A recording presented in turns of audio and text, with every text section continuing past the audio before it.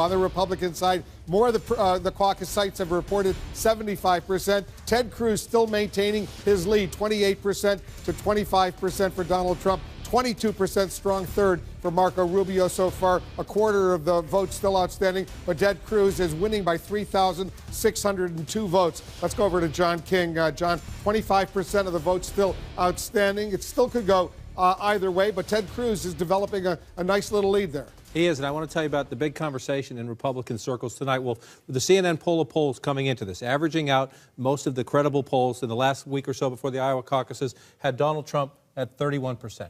Ted Cruz was at 24%. Marco Rubio was at 16%.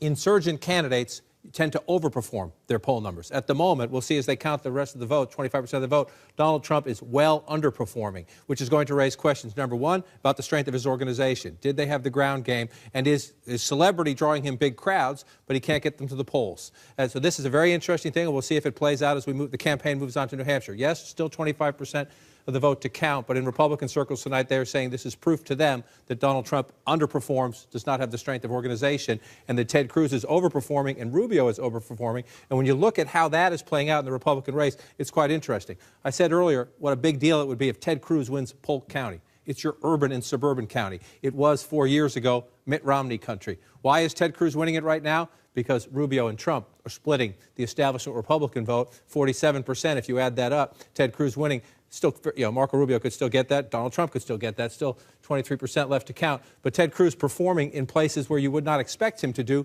because of the strength of his organization, turning out every last conservative, while Trump and Rubio split the vote. Rubio is beginning to fill in, though, over here, Dallas County. This is Romney country, establishment country, just to the west of Des Moines. It's the suburbs. Rubio performing well there.